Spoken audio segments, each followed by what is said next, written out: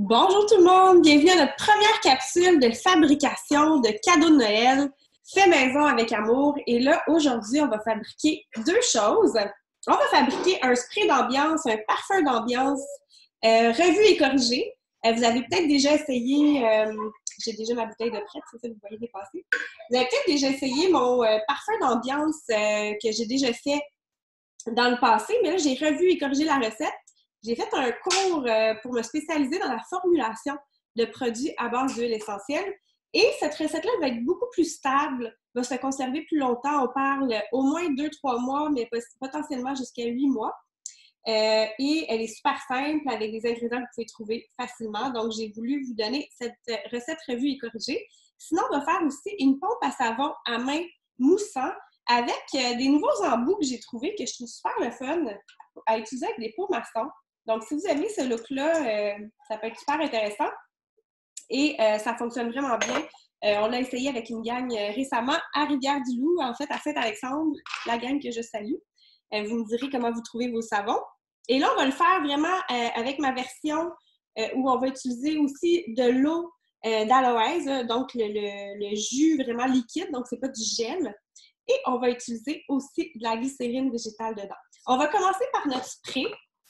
Le spray, je l'ai fait, moi j'utilise toujours des bouteilles recyclées. Alors le truc, l'astuce, vous la connaissez pour la plupart, mais je vous le redis. Il est où mon citron? Ici, j'ai juste de tout enlever des étiquettes qu'il y avait dessus. Donc, je l'ai lavé au lave-vaisselle, c'est bien propre. Mon embout, il est neuf, donc j'en ai acheté des neufs. Mais j'avoue que des fois, je les recycle surtout pour des sprays d'ambiance. Mais bon, c'est sûr que je ne pourrais pas vendre ça. C'est pour mon usage personnel. Celui-là est complètement recyclé, ce spray-là, plusieurs fois. Donc, je brasse et ça sent super bon. Celui-là, je l'ai fait il y a une semaine parce que la fin de semaine dernière, j'ai passé vraiment toute la fin de semaine à tout essayer les recettes. Je veux que ce que je vous donne comme recette soit vraiment gagnant et fonctionne pour vous. Donc, pour faire ce spray-là, on va commencer par ça. Vous pourrez en faire autant que vous voulez. Moi, j'ai fait une recette pour une bouteille qui contient 100 ml. Si vous avez des bouteilles qui contiennent plutôt 50, ben là, vous divisez par deux, ou bien vous en faites deux, ou vous multipliez la recette. Ça, il n'y a aucun problème. Ce qu'il faut dire dans un premier temps, c'est que moi, je travaille avec de l'alcool à 94 actuellement. Sinon, vous pourriez aussi travailler avec de la vodka de marque Smirnoff, qui est la recette testée, donc parce qu'elle est à 37 là, c'est une question de mathématiques, parce qu'on veut au moins avoir un 20 dans la recette d'alcool, qui est sous forme d'éthanol. Et le reste va être de l'eau distillée. Donc, je travaille avec de l'eau distillée. On trouve ça partout aussi, surtout en pharmacie. Donc, déminéralisé ou distillé, c'est vraiment facile à trouver. C'est beaucoup plus stable, puis on ne veut pas de minéraux, on ne veut pas rien dans notre eau, on veut qu'elle soit H2O. Donc, on y va. Pour la recette avec l'alcool à 94 eh bien, dans votre bouteille, vous pouvez mesurer en millilitres, mais si vous avez des recettes, là, je vous donne un truc. Ayez toujours un cahier de notes pour vos formulations, hein, parce que vous ne voulez pas, le pire cauchemar, c'est que vous inventez la plus belle recette au monde et que vous ne l'avez pas écrite, vous n'êtes pas capable de la refaire. Donc, c'est important de bien noter. On note tout. Même lorsqu'on confectionne des beurres et tout ça, on peut même noter la température de la pièce. On note le plus d'informations possible pour être capable de répliquer pour avoir un résultat constant. Donc, moi, j'avais mis une part d'alcool à 94 pour 3 parts d'eau. Donc, ça veut donc dire 25 ml là-dedans pour 75 ml d'eau distillée. Mais, encore mieux, je préfère aller le peser. Donc, je suis sur ma balance actuellement. Donc, une balance, moi j'ai celle-là, c'est pas la meilleure, il y en a des plus précises, là, des balances de bijoutiers qu'on peut même trouver sur Amazon, vont être encore mieux. Alors, je mets à 0, je vais mettre 25 grammes, moi c'est comme ça que je l'ai calculé, ça revient pas mal à ça. 25 grammes d'alcool. Et ensuite de ça, mon mélange d'huile essentielle, on va en inventer un nouveau. L'eau, on ne la met pas tout de suite, OK? On va laisser vraiment agir les huiles essentielles dans l'alcool pour minimum 1 heure avant d'aller ajouter notre eau. Fait que ça, on le garde de côté pour plus tard. et on va travailler. J'avais une recette que j'ai beaucoup aimée où j'ai utilisé bergamote, citron, lavande, épinette noire, sapin de Sibérie et bois de cèdre. Mais là, j'avais le goût de faire simplement une recette au holiday peas parce que je viens de le recevoir et je l'aime tellement. C'est mon mélange des fêtes favoris. Il sent super bon.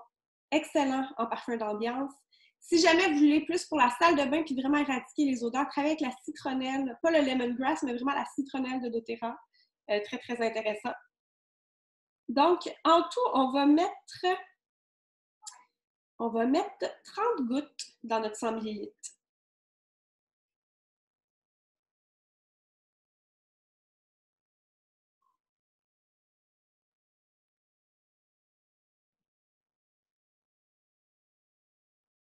Et là, on va laisser ça macérer de côté et on va toujours brasser quand même avant chaque usage. Puis on va étiqueter, hein, ça c'est la dernière étape quand on fabrique des produits, c'est toujours de bien identifier notre produit. Alors, ça sent l'alcool, ça sent presque le gin ou il y a un petit côté comme ça. Donc, on va le laisser travailler et on le laisse tranquille, on lui reviendra plus tard.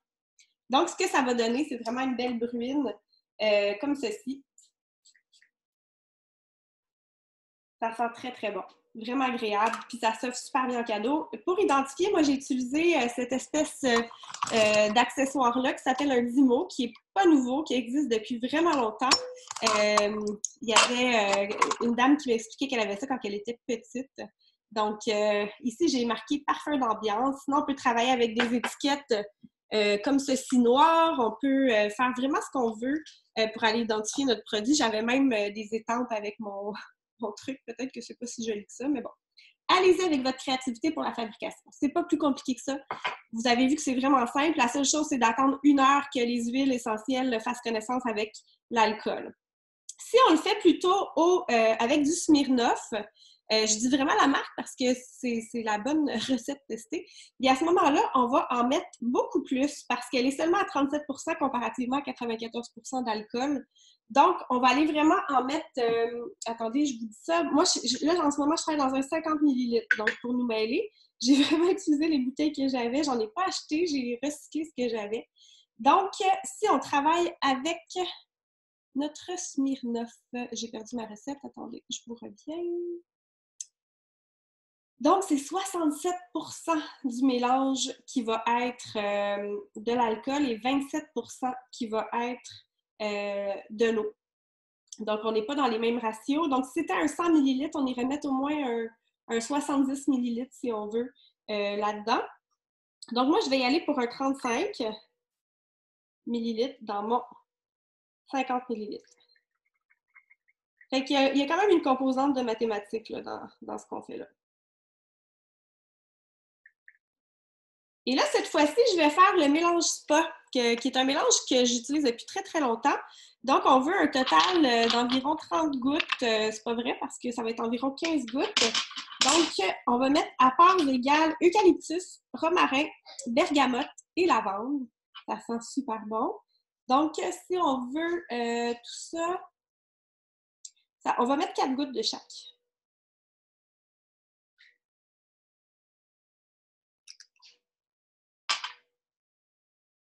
Et on va laisser agir ensuite.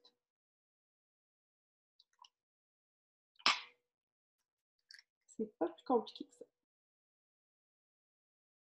L'avez-vous déjà essayé, le mélange pas? Ça sent tellement bon. On pourrait le préparer d'avance aussi dans une bouteille recyclée. Ça nous sauve la vie. Ça nous fait aller plus vite. Donc, voilà, on laisse encore une fois ce beau mélange-là agir de côté et on ira compléter avec notre eau distillée puis l'identification un peu plus tard. On est rendu à fabriquer notre savon à main moussant et ça, je le fais par cœur parce que je suis trop habituée de le faire. Donc, ma recette, normalement, elle est faite pour 1 tasse. Mais là, vous avez vu que j'ai un pot de 2 tasses. Je vais quand même en faire juste 1 tasse à l'intérieur parce que j'ai presque plus de savon de castille, mais vous pourriez vraiment doubler la recette. Moi, je veux juste arriver correct. Donc, il faut que je me rachète du savon de castille. Puis, je vous dirais que je préfère la marque Dr. Bronner pour la réussite de cette recette-là. Ça mousse plus lorsqu'on a le Dr. Bronner. Donc, on y va avec nos 3 cuillerées à soupe.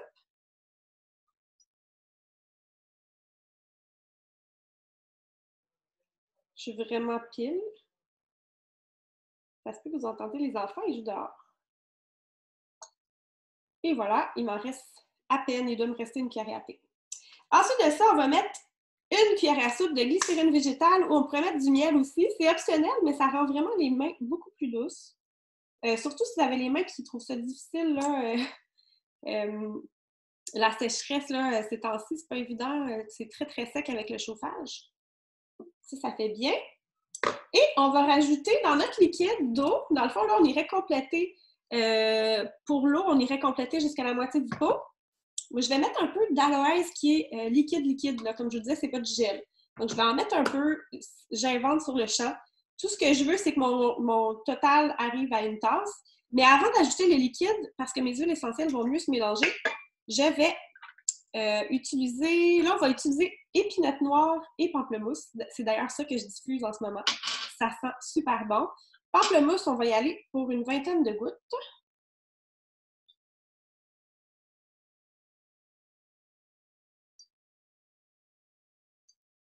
Et voilà. Et notre épinette, on va en mettre 10 gouttes.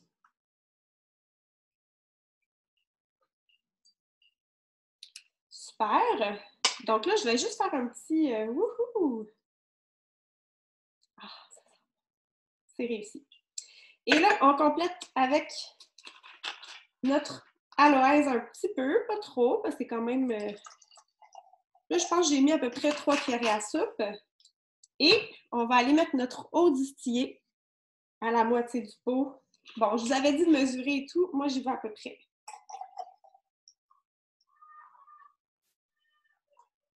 Ah, j'ai un enfant qui s'est fait mal. Donc, ça ressemble à ceci. Encore une fois, on va identifier savon à main moussant. Et c'est pas plus compliqué que ça. Ça s'offre super bien. Les pots maçons, on en a souvent dans nos armoires.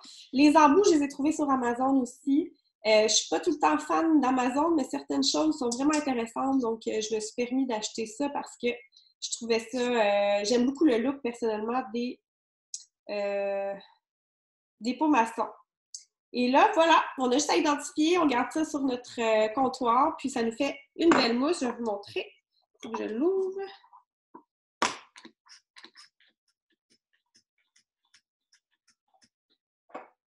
Mon embout est trop long. C'est pour ça que ça ne sert pas. Ça ne sera pas long. Bon. Je vais le faire comme ça pour vous montrer parce que j'ai pas de ciseaux à proximité. Donc, on peut toujours couper les embouts de... Regardez comment ça fait une belle mousse. Ça sent très, très bon.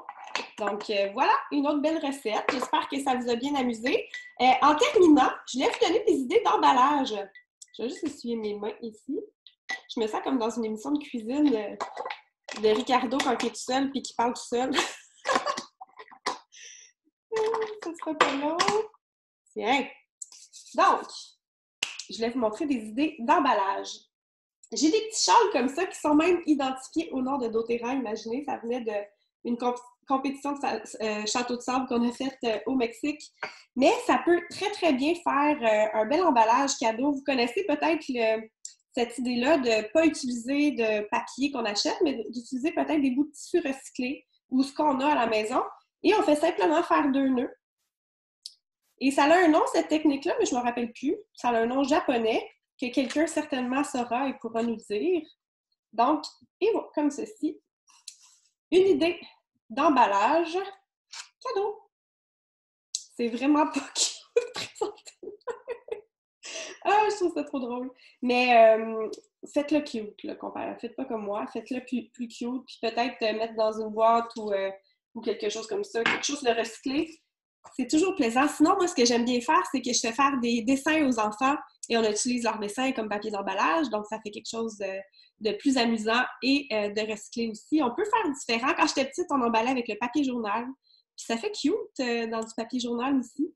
Donc, utilisez votre créativité. Je ne sais pas si vous avez d'autres idées pour avoir un beau Noël avec moins de déchets et avec simplicité aussi. Quand on offre des choses qu'on a faites avec amour, c'est toujours plaisant. Donc, passez une super belle journée. On se retrouve, il reste encore 3 capsules sur ce sujet-là. Donc, soyez attentifs. Je vais vous republier d'autres recettes. Bye!